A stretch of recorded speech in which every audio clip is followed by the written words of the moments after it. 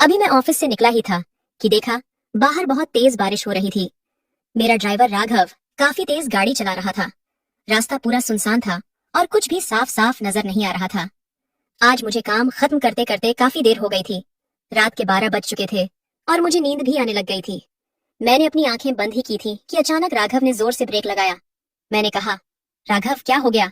Driver घबराता हुआ बोला, साहब लगता है गाड़ी के नीचे कोई आ गया है। ये बात सुनते ही मेरे होश उड़ गए। मैंने गुस्से से कहा, तुमने किसको मार दिया? उसने कहा, साहब इसमें मेरी कोई गलती नहीं थी, कोई हमारी कार के नीचे जानबूझकर आया है। ये बात सुनकर मुझे उस पर बहुत गुस्सा आ रहा था।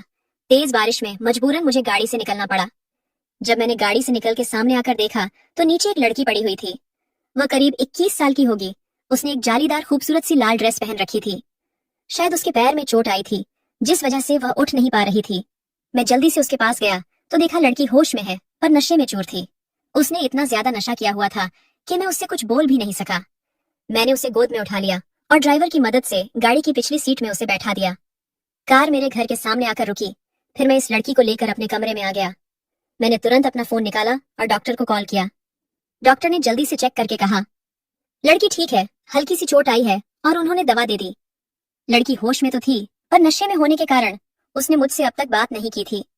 डॉक्टर चला गया तो मैं उसके पास आया और पूछा, तुम्हारा नाम क्या है? तुम कहाँ रहती हो? बताओ, मैं तुम्हें छोड़ आता हूँ। लड़की नशे में ही बड़बड़ाने लगी, मेरा नाम प्रीति है। नहीं नहीं सोनिया है। नहीं नहीं अमृता है। ये लड़की क्या बोल रही है? मेरे तो कुछ भी समझ में नहीं आ रहा था। मैं उसकी तरफ देखने लगा कि लड़की अपना नाम भी ठीक से नहीं बता पा रही है। उसने कहा, मैं माधव नगर में रहती हूँ। मैंने सोचा इतनी रात को एक अनजान लड़की को अपने घर पर रखना ठीक नहीं होगा। उसे घर छोड़कर आता हूँ। मैं उसे लेकर फिर से अपनी गाड़ी में आ गया। राघव अब तक घर जा चुका था तो मैं खुद ड्राइव करने लगा। माधव नगर में एंट्री लेकर मैंने कहा, तुम्हारा घर कहाँ है बताओ? लड़की ने एक घर के सामने आकर कहा कि यह मेरा घर है। मैं उसको उस घर के सामने ले गया और घर की बेल बजाई। इतनी रात को गुस्से से एक आदमी बाहर आया और कहा, क्या बात है, हमें क्यों डिस्टर्ब कर रहे हो? मैंने कहा, ये लड़की आपके घर पर रहती है? वह आदमी बड़ी अजीब नजरों से उस लड़की को देखने लगा। फिर कहा, मैं इसे जानता तक नहीं हूँ। अब दोबारा बेवजह मेरे घर की घंटी मत बजाना। मुझे बहुत शर्मिंदगी महसूस हुई। वह लड़की अपना पता गलत बता रही थी। मैंने सोचा इतनी रात को उसे लेकर घर घर भटकना ठीक नहीं होगा। कोई गलत आदमी मिल गया तो इस लड़की के साथ गलत हरकत कर सकता है और अभी तो ये होश में भी नहीं है, न ही इसको कुछ याद है। क्या करूं? यही सोच रहा था कि लड़की मेरे पास आ गई। कहने लगी कि मुझे बहुत भूख लगी है। उसके चेहरे पर बहुत मासूमियत थी। मैंने गौर किया तो देखा कि वह भला की खूबसूरत है। उसके दूधिया चेहरे पर लाल लिपस्टिक तो कहर ही डाल रही थी। वैसे तो कई औरतें मेरे करीब आने को तरसती हैं, पर यह लड़की कुछ खास सी थी तो मैंने कहा, चलो कुछ खाते हैं। मैं उसे लेकर शहर के एक बड़े रेस्टोरेंट में आ गया। खाना खाते वक्त लड़की ने कहा, मेरा नाम सोनिया है। आज मेरा मूड खराब था इसलिए ज्यादा शराब पी ली थी और आपकी कार से टकरा गई। मैंने पूछा, तुम्हारा मूड खराब क्यों था? उसने कहा, मेरी कंपनी के मालिक की वजह से। मैंने सोचा ये इतनी खूबसूरत है, कहीं इसके मालिक की बुरी नजर तो इस पर नहीं पड़ गई। वह चुप और उदास थी तो मैंने बड़े प्यार से पूछा, क्या हुआ सोनिया बताओ? उसने कहा, कपूर एम्पायर्स में बहुत कोशिशों के बाद मेरी जॉब लगी थी पर उन्होंने मुझे बेवजह नौकरी से निकाल दिया। ये बात सुनते ही मैं चकित रह गया। मैंने कब इसे नौकरी से निकाला और क्यों? जी हाँ दोस्तों, मैं ही कपूर एम्पायर्स का मालिक प्रकाश कपूर हूँ। मैंने कहा, सोनिया यहीं बैठो, मैं अभी आता हूँ। रात के 1 बज रहे थे और मैंने अपने असिस्टेंट विवेक को फोन किया। उससे बात करके मुझे बहुत हैरानी हुई। सोनिया एक मॉडल है। हमारी एड एजेंसी ने उसे सिलेक्ट किया था पर फिर बिना वजह उसको निकाल भी दिया गया। विवेक से बात करने के बाद मैं वापस सोनिया के पास आ गया। सोनिया अभी बैठी बैठी खाना खा रही थी। मेरे आते ही उसने कहा, चलो मुझे अभी कहीं जाना है। मैं उसकी तरफ बड़ी हैरत भरी निगाहों से देखने लगा कि रात 1 बजे वह कहाँ जाना चाहती है। मैंने कहा, तुम्हें इतनी रात को कहाँ जाना है? वो मेरी तरफ देखी और कहने लगी, मुझे कपूर एम्पायर्स के मालिक प्रकाश कपूर से मिलना है। मैंने कहा, कपूर एम्पायर्स के मालिक से मिलकर तुम क्या करना चाहती हो? उसने कहा, मैं उनसे पूछना चाहती हूँ कि किस वजह से उन्होंने मेरा कॉन्ट्रैक्ट यूं कैंसिल कर दिया। बड़ी मुश्किल के बाद मैं मॉडलिंग इंडस्ट्री में आई थी और इतने ऑडिशन के बाद मैं सिलेक्ट हुई थी। मैंने उनकी कंपनी के साथ कॉन्ट्रैक्ट साइन भी कर लिया था, लेकिन आज मुझे पता चला कि वो मेरे साथ काम नहीं करना चाहते, जबकि 2 दिन बाद मेरी पहली शूटिंग होने वाली थी। मेरी जगह पर उन्होंने किसी रीना नाम की लड़की को सिलेक्ट कर लिया जो शायद प्रकाश कपूर की गर्लफ्रेंड है। उसकी बात सुनकर मुझे अपने आप पर गुस्सा आने लगा था। मैंने ही रीना के कहने पर आज इस लड़की को निकाला था। रीना मेरी बहुत करीबी दोस्त और एडवाइजर है, पर सबको कहती फिरती है कि वह मेरी गर्लफ्रेंड है। मैंने उसके साथ कई रातें जरूर गुजारी हैं, पर मेरे दिल में उसके लिए ऐसी कोई भी फीलिंग नहीं है। वह यह काम करना चाहती थी, इसलिए उसने सोनिया को हटा दिया। मैंने कहा, देखो रात बहुत हो गई है, अभी प्रकाश कपूर से तुम नहीं मिल पाओगी, तुम मेरे साथ मेरे घर चलो, कल देखता हूँ कि क्या हो सकता है। वो बड़ी प्यार भरी निगाह से मुझे घूरने लगी और बोली, तुमने आज मेरी बहुत मदद की, तुम बस मुझे प्रकाश कपूर के घर के बाहर छोड़ दो, मैं तुम्हें अब और परेशान नहीं करना चाहती। मैंने कहा, मैं तुम्हें उसके पास ले चलूंगा, फिलहाल तुम मेरे साथ मेरे घर चलो, तुम ठंडे दिमाग से कल उसके पास जाना और फिर बात करना। उसने कुछ नहीं कहा और मेरे साथ कार में बैठ गई। अभी भी बहुत जोरों की बारिश हो रही थी। वह लड़की इतनी खूबसूरत और अट्रैक्टिव है कि मेरी नजर उस पर ही टिकी थी। मैं उसे लेकर अपने घर पर आ गया। मैंने कहा, तुमने इससे पहले कभी प्रकाश कपूर को देखा है क्या?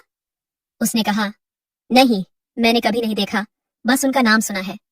मैं उनके भाई अमित से मिल चुकी हूँ, उन्होंने खुद ही मुझे सिलेक्ट किया था, लेकिन वो शायद अभी शहर से बाहर गए हुए हैं। इस बात का फायदा उठाकर प्रकाश ने मुझे नौकरी से निकाल दिया। उस लड़की को देखकर मेरे दिल का शैतान जाग रहा था। आज बारिश की इस ठंडी रात में मैं इस नीली आंखों वाली को पाना चाहता था। उसकी खूबसूरती मुझे उसके करीब खींच रही थी। इससे पहले भी कई लड़कियों के साथ मैं रातें गुजार चुका हूँ, पर इस लड़की में कुछ तो अलग बात थी, लेकिन उसके चेहरे की मासूमियत को मैं जबरदस्ती कुचलना नहीं चाहता था। मैं चाहता था कि वह खुद ही मेरी बाहों में आ जाए और मुझसे मोहब्बत करे।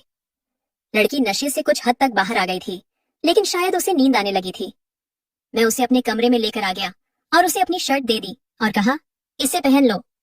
उसकी जालीदार लाल ड्रेस भीग चुकी थी, काफी देर से वो गीले कपड़ों में ही थी। उसने मेरी तरफ देखा, फिर वॉशरूम में जाकर कपड़े चेंज कर लिए। अब वो मेरे सामने आकर खड़ी हुई तो वह बस एक शर्ट में थी। मैं उसे सर से पांव तक देख रहा था। लड़की लंबी चौड़ी एकदम मॉडल जैसी फिगर थी। न जाने क्यों मैंने इस लड़की को काम से निकाल दिया था। ये लड़की तो कयामत ला सकती है। उसने मेरे पास आकर कहा, मुझे बहुत तेज नींद आ रही है, मैं उसको पाना चाहता था, इसलिए मैंने कहा, तुम यहीं पर सो जाओ। उसने कहा, फिर तुम कहाँ सोओगे? मैंने कहा, मैं बेड की दूसरी तरफ सोऊंगा। वो बड़ी अजीब निगाह से मुझे देखने लगी और मन ही मन कुछ सोचने लगी थी। मैंने कहा, घबराओ मत, मैं उधर सो जाऊंगा। वो कुछ सोचकर चादर ओढ़कर बेड पर ही लेट गई। मेरी नजर उसकी ओर से हट ही नहीं रही थी। मैंने उसके पास आकर कहा, सोनिया, तुम बहुत खूबसूरत हो। उसने कहा, खूबसूरती से कुछ नहीं होता, मैं सक्सेसफुल नहीं हूँ। न जाने क्या क्या सपने देखकर इस शहर में आई थी और आज देखो मेरे पास कुछ भी नहीं है। मैंने कहा, मैं एक बहुत लकी इंसान हूँ, तुम चाहती हो तुम कुछ बन जाओ, कामयाब हो जाओ, तो मेरे पास इसके लिए एक अच्छा तरीका है। वह बहुत मासूमियत से मुझे देखने लगी और बोली, क्या करना होगा मुझे? मैंने कहा, मैं बहुत लकी इंसान हूँ, अगर तुम मुझे किस करो तो हो सकता है कि तुम्हारी किस्मत खुल जाए। वो मेरी तरफ टकटकी लगाकर देखने लगी, मानो उसे यकीन नहीं हो रहा था। वो बोली, ऐसा कैसे हो सकता है? मैंने तो कभी ऐसा नहीं सुना। मैंने कहा, यकीन नहीं आता तो आजमा कर देख लो। वह मेरी तरफ देखने लगी। वो उस समय इतनी सुंदर लग रही थी कि मैं कुछ न सोचते हुए उस पर झपट पड़ा। लड़की घबरा गई और बोली, बस अब प्लीज यहीं रुक जाओ। मैं उसकी ओर देखने लगा कि उसकी आंखें बंद हो गई थीं और वह गहरी नींद में चली गई। मेरे सामने एक अप्सरा सी खूबसूरत लड़की लेटी हुई थी और वह बहुत गहरी नींद में सो रही थी। मेरी प्यास अधूरी ही रह गई थी, लेकिन मैंने सोचा कि मैं जब तक इसे पा नहीं लेता मेरी कलेजे को ठंडक नहीं पहुंचेगी, और यही सोचकर मैं उसके जिस्म से कपड़े खोल खोल कर अलग करने लगा। लेकिन तभी मेरी नजर उसके सीने पर पड़ी तो मेरे पैरों तले जमीन निकल गई। मैं बिल्कुल पसीने पसीने हो गया और मेरे आंखों से आंसू आ गए। मैं हर हाल में इस लड़की को पाना चाहता था, लेकिन एक पल में ही वह लड़की मुझे अपने आप से दूर जाती नजर आई। मजबूरन मैंने उसे उसी हाल में छोड़ दिया। फिर क्या था, मुझे भी नींद आ गई और मैं भी सो गया। सुबह 5 बजे जब मेरी नींद खुली तो मेरी नजर फिर से सोनिया पर चली गई। उसके चेहरे की मासूमियत मेरे दिल को छू रही थी और अचानक ही उसकी भी नींद खुल गई। नींद खुलते ही एक पल के लिए वह घबरा गई। उसने मुझे देखा, फिर अपने जिस्म को देखा। उसके जिस्म में कपड़े नहीं थे। वह जल्दी से उठी और मेरी दी हुई शर्ट पहन ली। उसके बाद जल्दी से उठकर वह बाथरूम चली गई और अपने जालीदार कपड़े पहनकर फिर से वापस आ गई। बाहर आकर वो मेरी ओर बड़े गुस्से से देखने लगी और बोली, सच सच बताओ तुमने मेरे साथ रात में क्या किया? मैं उठकर बैठा।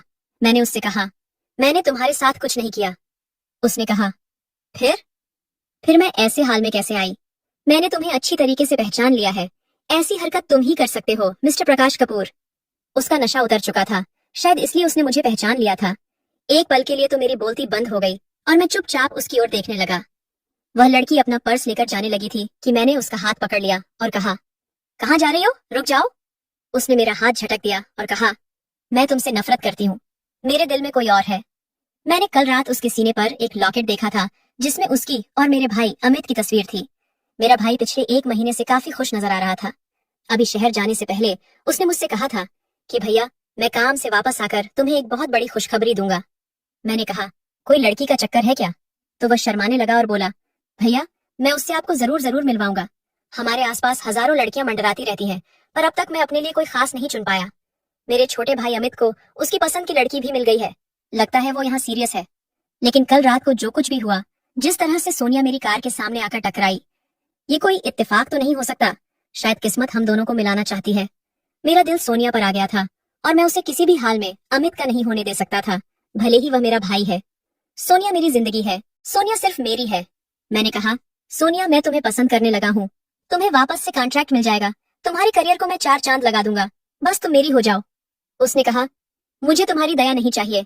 मैंने अपने बलबूते पर ही यह कॉन्ट्रैक्ट हासिल किया था और मैं तुम्हें बहुत अच्छे से जानती हूँ। तुम्हें बस लड़कियों का इस्तेमाल करना आता है। और इतना कहकर वह जाने लगी। मैंने उसका हाथ पकड़ लिया। वह अपने आप को छुड़ाने लगी। मैंने कहा, सोनिया, मेरा यकीन करो, मैं तुमसे प्यार करने लगा हूँ। कल जो कुछ भी हुआ वह इत्तेफाक नहीं हो सकता। तुम्हारे साथ कल वक्त बिताकर मुझे एहसास हो चुका है कि मैं तुमसे बहुत प्यार करता हूँ। तुम मुझसे शादी कर लो, मैं तुम्हें जिंदगी की सारी खुशियां दूंगा।